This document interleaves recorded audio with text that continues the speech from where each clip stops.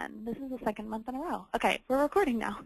So anyway, the purpose of branding guidelines is to make our brand stronger and more recognizable. So you guys have probably run into this a lot when you're talking to community members about your campus kitchen, or you're telling your friends or your parents about it, and they get this understanding just because they know you that the campus kitchen at whatever school you're from is the only campus kitchen around, which, as we know, is not true. And so the point of the branding guidelines is to help us all sort of identify visually with one another and in the language we use, so that people will start to realize, oh, this campus kitchen thing is a national program, and so the campus kitchen at Augsburg is related to the campus kitchen at Florida, et cetera, and just strengthens our capacity as a network, I guess I'll say.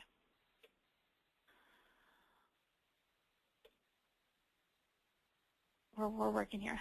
So a thing that is important to consider, we considered when we were developing these guidelines, and something that you all consider every time you talk about your campus kitchen, whether you realize it or not, is what should the Campus Kitchens project, so our national network, which includes all of you, what should that look like? And questions we ask ourselves when we try to answer that big question is, what are the sorts of things we do? Who's welcome to get involved with us? Who is our audience? Who are our volunteers? Who do we serve? What are we like?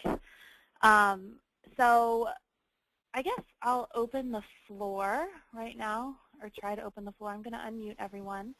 And I'd love to hear a few ideas from you guys about how you answer some of these questions in your campus kitchen when you're talking to potential volunteers or community members about what you do, or you're framing to talk about how you do on flyers or social media, et cetera, et cetera.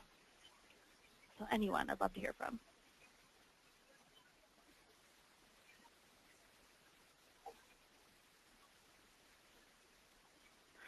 Maybe I'll call someone out. Emily, are you still on the call? Oh, she's not called in. You're self-muted, Emily, if you're trying to talk to me. Nope, that's not going to work.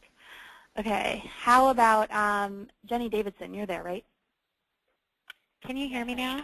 Ah, yes, I can hear you. Okay, we'll get back to you, Jenny. I talk about the Campus Kitchen at Washington and Lee a lot out in the community, and one of the misconceptions is that only students can volunteer with us. And so something that I try and communicate is that we have our student leadership team, and they're really running our operations, but we welcome any and all volunteers to get involved with the work we do. Mm-hmm. And have you thought about how different images or how visually you can communicate that to people as well? I am not sure. Okay, not to put you on the spot, and we'll get to that. Just asking. No problem. Emily, were you going to say something?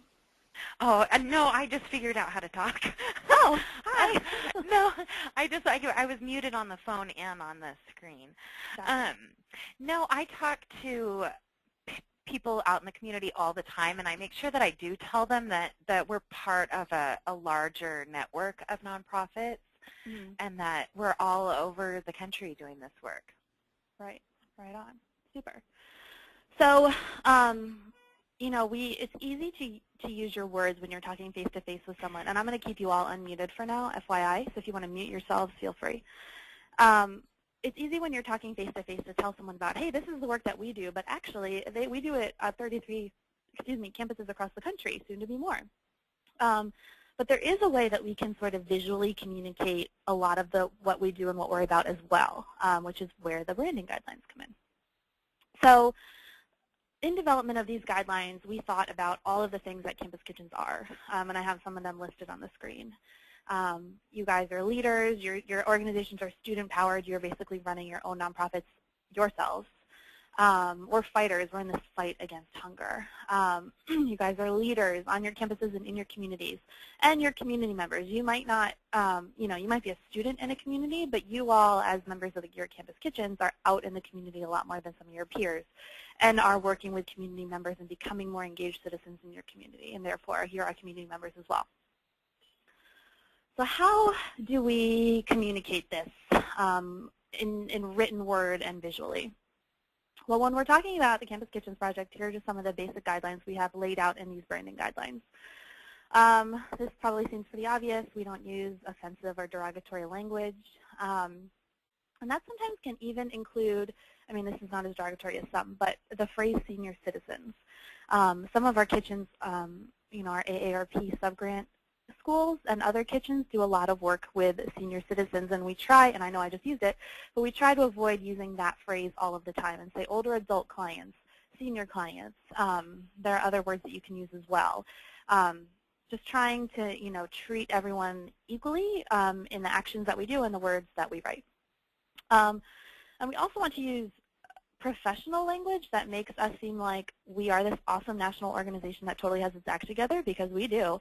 But language that's also accessible to students, because obviously we're student-powered and we're all about you guys.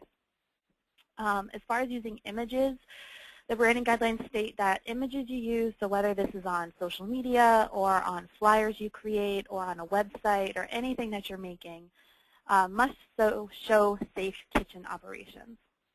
Nothing makes me more sad than when I see an awesome picture that one of you guys post on Facebook from one of your cooking shifts and you're not wearing kitchen appropriate items, items like gloves, et cetera, that are basic safety guidelines that are accepted best practices in the field mandate that we wear. Because then I can't really use that picture, because we want to show that we are on these generally accepted best practices. So do keep that in mind when you're taking pictures, that is a requirement. In images, we also want them to reflect diversity.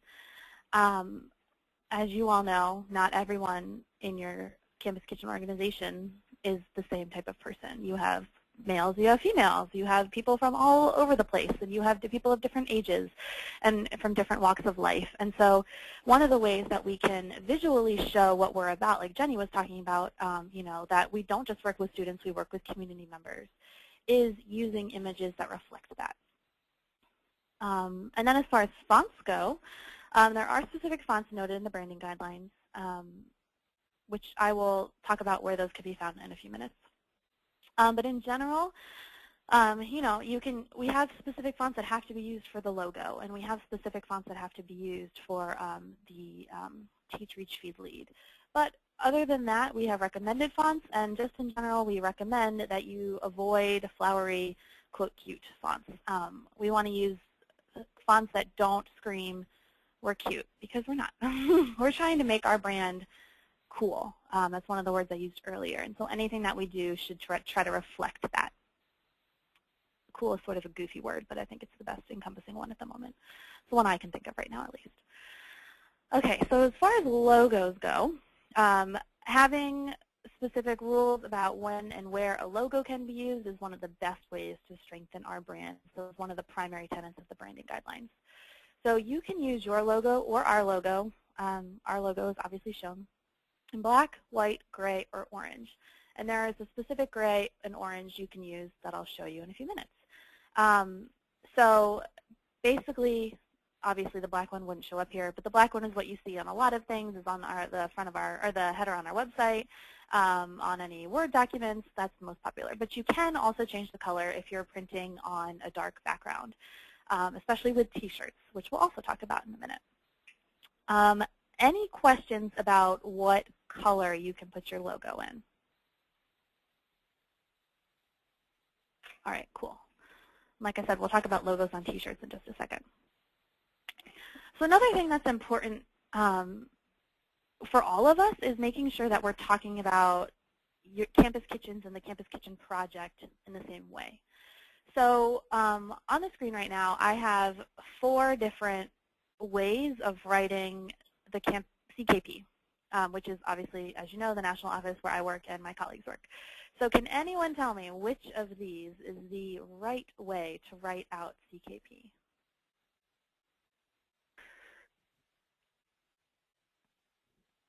I think I can. Okay, go for it. This is Emily. Is it the third one down? It is the third one down, and why is that? Yay!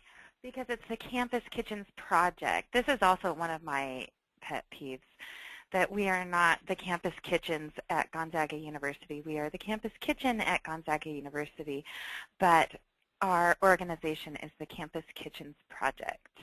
Exactly. And were any of you guys at boot camp. Well, a couple of the staff are at boot camp, so they've heard me go on about this before, but the rest of you haven't, so it's your lucky day.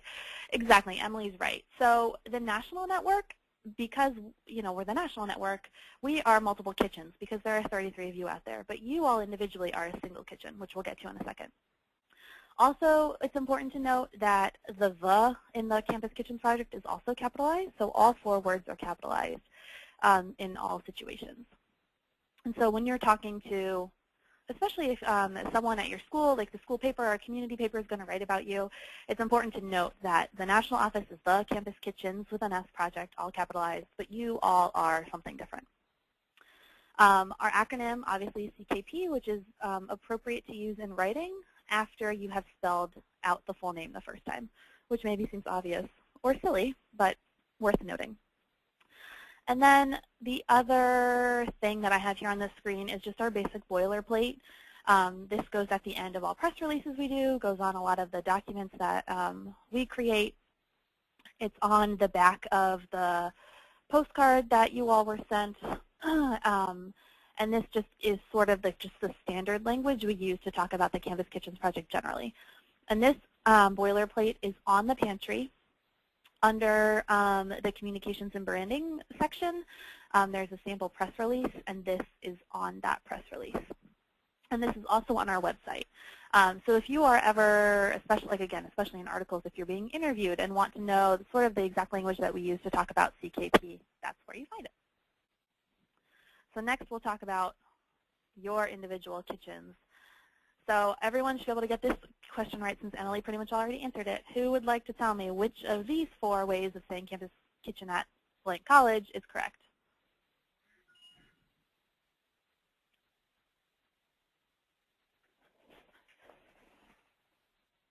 Well, someone's got to get it. I can. Okay. It's the first one, the Campus Kitchen at Union College. No, it's not. It's the second one. It's the second one, yes. Because it's lowercase? Absolutely. Who said second one? Amanda. Amanda. Go, Amanda. Oh, yes. Amanda. So this is the tricky thing. So the and the Campus Kitchens project is capitalized, but not when you're talking about the Campus Kitchen at your school. It's a lowercase the, it's a single kitchen, and it's never your school name before the word Campus Kitchen. It's always the Campus Kitchen at your school. A question or a thing that I often see is when can I use my school colors in the CKP logo? And the answer is only on social media. So I have a few examples here of a couple of schools that are using the CKP logo in their specific school's color on a social media page. So you've got obviously 2 Facebook pages, and then the Twitter page by ECU is a little bit different because it's just a picture of a cake that I think the school made them on their opening. But that was also in their school colors and therefore totally appropriate to use on social media. This is something I strongly encourage as a profile picture because, again, it helps with the recognizability of our brand. And so if people are just seeing, your little profile picture next to something that you've posted, they make that instant connection like, oh, this is, again, a campus kitchen or the campus kitchen at my school. And then when you're using your school colors, it sort of identifies you as your particular school a little better. Granted, a lot of you have a very similar blue as one of your school colors. But I don't think that most people are looking at you all side by side. So if you are interested in getting one of these logos made in your school colors, that's something that I can definitely do for you, and I'm happy to do. But on Twitter and Facebook is the only time where those colored logos can be used. So I know this feels like a lot of rules, and sometimes I feel like I'm a mean person for all these rules, but here is another rule or a suggestion about colors to use. These are all the colors that all of our items, our website, or anything we print are, these are the theme colors that we use, and they're at your disposal to use as well, especially if you'd like your items to reflect ours and, again, strengthen that national brand.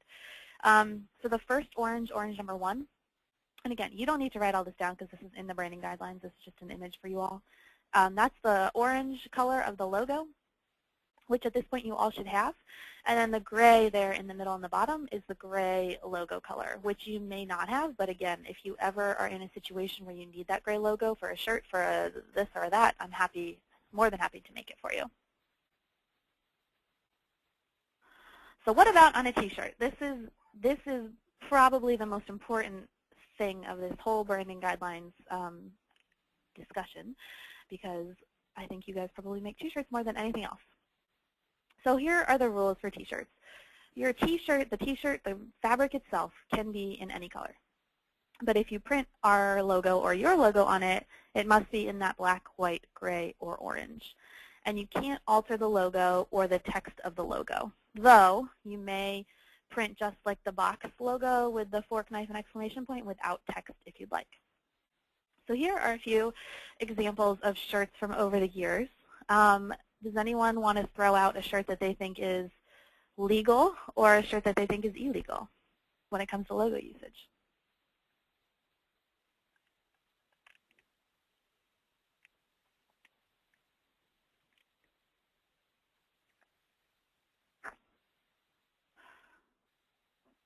I think mine's legal. I hope.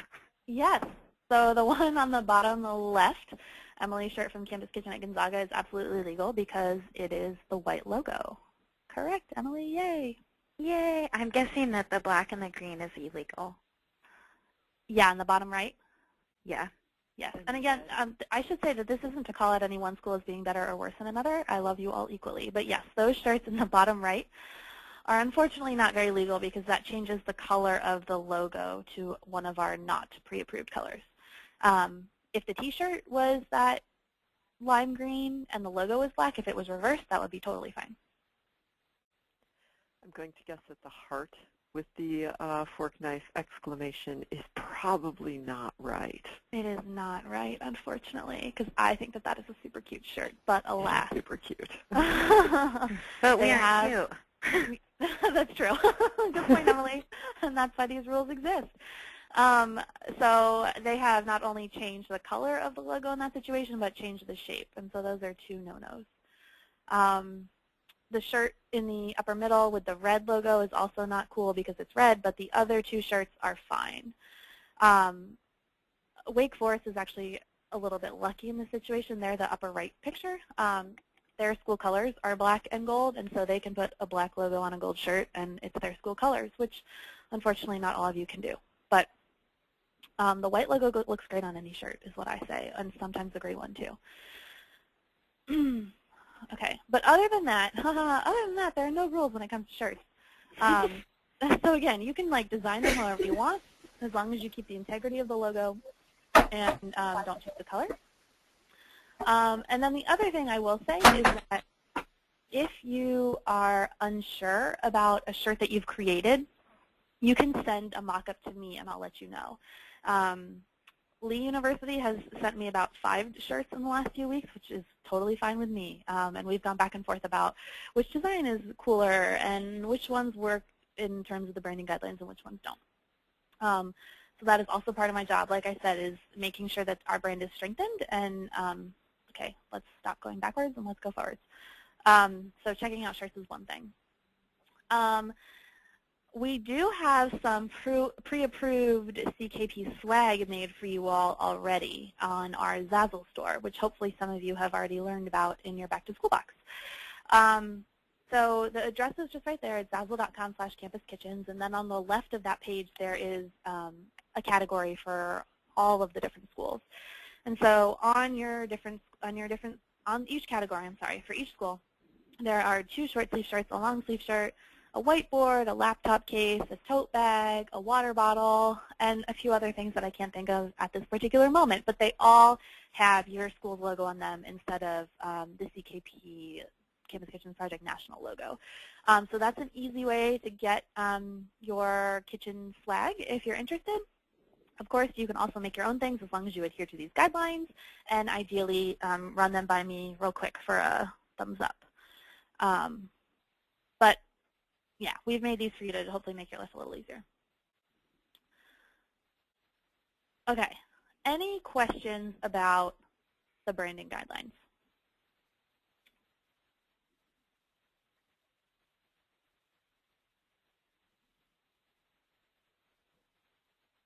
No? All right, I like it. So the last thing we're going to talk about real quick, and if you do have questions and you're trying to talk to me and I'm talking over you because I can't hear you, feel free to type in the chat box and I can answer them from there. The last thing we're going to talk about real quick is Turkeypalooza. Again, really early for this, but we have a new resource available to you all this year for the first time. That's going to require a little bit of earlier planning than we're used to if you're interested in pursuing it. So, you know, everyone's Turkeypalooza looks a little bit differently, and so if this is not something that's going to work for you, don't force it. This is just an option. We have a new sort of partnership this year with an online food drive resource. So for those of you who, you know, do grocery bags of Thanksgiving items, this might be a good option for you. Those of you who already have really robust food drives in front of grocery stores or at your campus in place and don't, you know, aren't worried about procuring food for Turkeypalooza, don't worry about this. But if you think that doing an online drive might help you, this is something we have available this year. So the website is called You Give Goods. And it will sort of be set up a little bit like Raise the Dough for those of you who are familiar with that, except for it's not going to be a contest because like there's no point in competing in Turkeypalooza because everyone is doing their thing that's needed most in their community. So this is what our sort of central homepage will look like, and anyone who has a drive going on will be listed here at the bottom where CKUMB is listed. So it's a pretty basic page, and I will customize it a little more with like a picture and I think a little bit more specific details soon.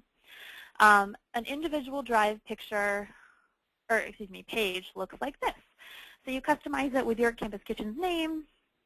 You can add a photo if you'd like, and you can add a description about what Turkeypalooza at your school looks like. If you are interested in doing this, get in touch with your PM, your project manager, or get in touch with me, and I will set it up for you. Either way, I'll be setting it up for you, but they have all the details that I do to ask more questions. So basically what this is, like I said, is an online drive. Let me back up for a sec. You will create this drive page that looks just like this. And what you will do is when we create it, you can designate what types of food that you need the most for a Turkeypalooza drive. So options on here include cranberry sauce and stuffing and boxes of mashed potatoes and things like that that are really Thanksgiving-y. Other items on this list are just generic like tomato sauce, canned vegetables, canned fruit. And so you can customize, you can request a certain number of each item and certain items if you'd like. Excuse me. Let me just show you real quick. This right here is a page of an ongoing food drive. Excuse me, and so it's a little bit easier to see what it looks like when it's available. And so when people click donate to this drive, let's see if it loads, they can choose either these prepackaged boxes that are a certain value and they just donate that value, and then You Give Goods decides what goods are worth that value and puts that, you know, on a pallet for you. Or you can select a certain quantity of a certain item and then donate that item. So like I said, you all can customize the items that you need. So it's really making sure that you're not getting donations that you don't need during this time, and you're getting things that you need for Turkeypalooza. However, on the flip side of that, if an online drive you think will work for you, if you think that's something that you can share with your parents or your friends at home and reach out a little beyond your community and have other people participate who, you know, can't drive to your school to donate a turkey or what have you. This could also be a good opportunity for you to stock your shelves a little bit for things that you use year-round and are sort of always in need of. So, you know, if pasta sauce is something that you need all of the time, maybe you add some jars of pasta sauce to this just to sort of shore up your reserves a little bit. And this is also, you know, it might also be a good resource for a new kitchen or a kitchen that is expanding operations to the extent that they need to get some essentials on hand. So I should say that this will also be available year-round, not just now for Turkeypalooza, but this is something that we're starting for Turkeypalooza, and we'll just sort of see how it goes and then maybe use it from there. I have a question. Can you hold an online food drive and one on campus at the same time? Absolutely, if you think that will work best for you all. So like I said, a lot of kitchens have, I think it sort of depends how long you've been doing Turkey Palooza and what your event looks like. So I know some kitchens have in-person food drives. I'm sorry, I can't find my words at this exact moment. And they stand outside of grocery stores, and when people go in the grocery store, they hand them a list of everything that they need donated and say, would you donate a couple of these things to us? So people go grocery shop, they buy a couple of these things, they come out and they donate them. Or you can do an on-campus food drive. You could do a bring your turkey to work day and have faculty and staff bring a turkey in for you. And all of these things are things that we'll be talking about on our next webinar as well. So don't panic if you haven't thought about this yet. But an online food drive gives people the opportunity, who are not in your community or not on your campus, the opportunity to contribute to your Turkey Palooza efforts if you so desire. So the reason I'm bringing this up now is this drive is recommended to run for 3 to 4 weeks, and it takes 2 weeks after the drive is over for you to receive your items. So because of our Turkey Palooza timeline, this pretty much means that if you are interested in starting an online drive, it really needs to start the first week of October. Now the good news is it takes like 5 seconds to set up this page, and as soon as you tell me you want one, I'll do it and you'll be good to go. So there's not going to be like a bottleneck there, and that's not going to take a lot of time. But then you'll need to do the legwork of sharing the link on Facebook and Twitter and emailing it to people to try to get people to donate online. The other good part of that is if you do this online drive, you'll sort of know what you're getting a couple weeks before you need it, and so you'll have a better idea of, for any last-ditch food drives or any later food drives, what you'll need, what you still need. So does anyone, I feel like I skipped around on that one, does anyone have questions about this You Give Goods online drive and how it might be useful for you?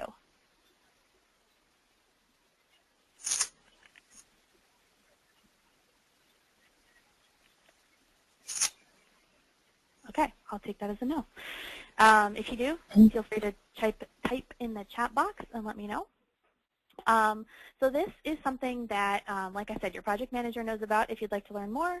And I will be putting the information about it on the pantry under operations. There's a section called Mega Meals Programming, and that is where all of the information about Turkey Palooza is. And tomorrow you'll get a follow-up email from this webinar, and I'll write that in there too, so you don't forget. And another thing that I forgot to say is that the branding guidelines, the whole focus of this conversation, are also on the pantry in addition to the USB drive that we sent you this year. So on the pantry, like I said, there's a section on branding and marketing, and they're right on there. And again, if you ever have any questions about that, that's what I'm here for. You just let me know. And again, I'm happy to look over anything that you all have created, especially t-shirts, before you print a whole bunch of them. All right, so that is all I have to talk about today. If anyone has remaining questions, you can stay on the line, talk to me, or write in the chat box. I'll be here for a couple of minutes. Otherwise, enjoy the rest of your afternoon, and I'll talk to you all soon. Thanks, Linda. Bye. Thanks, Bye. Linda.